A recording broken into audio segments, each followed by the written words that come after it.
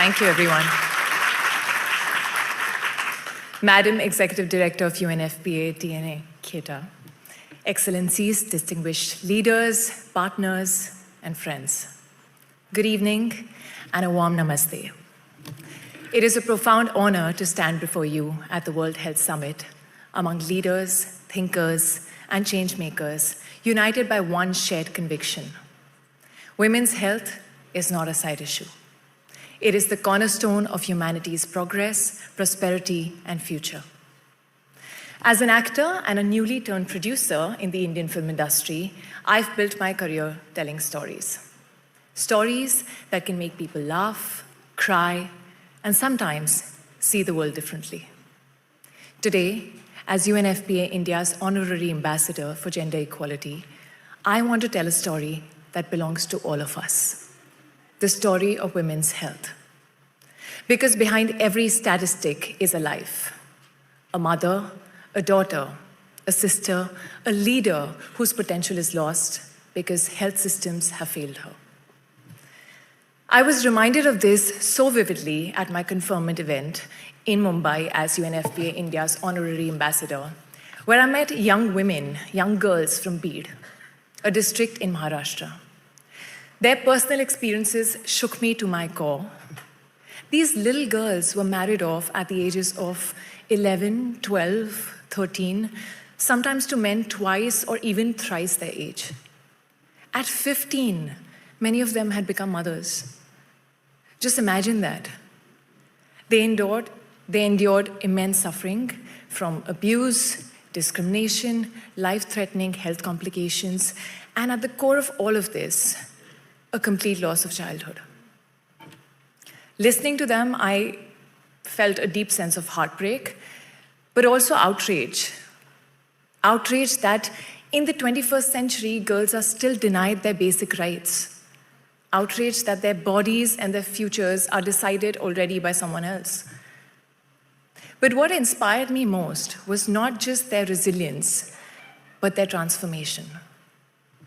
With the right support, access to healthcare, safe spaces, and very importantly, education, they were thriving. Their dignity restored, their voices strong, and their dreams alive.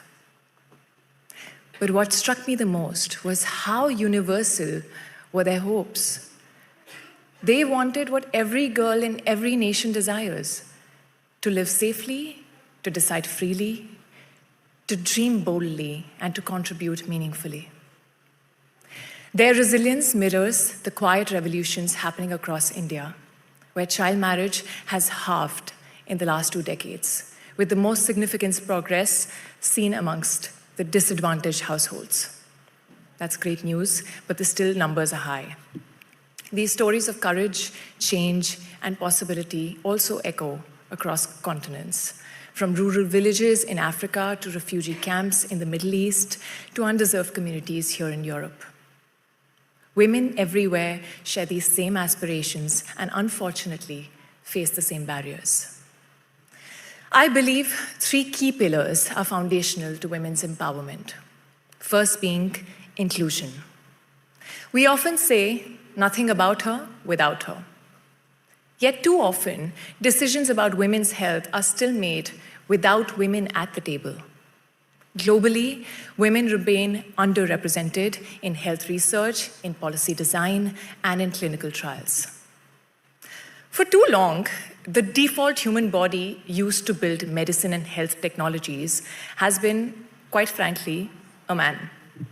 And until the 1990s, women were routinely excluded from clinical trials, and drugs tested on men were prescribed to them without understanding their effects. And this is not a small oversight, it is a systemic failure. As someone who has studied engineering, I see it like building technology without testing half the inputs. I mean, the result is going to be unstable and destined to fail. The same is true for health systems. When women are excluded, solutions fail to reflect their needs, their bodies, or their realities. Women are 50% more likely than men to be misdiagnosed after a heart attack. Even outside health sector, in something as basic as car safety. Women are 47% more likely to be seriously injured and 17% more likely to die in car crashes. Because for decades, crash test dummies were designed around the average man.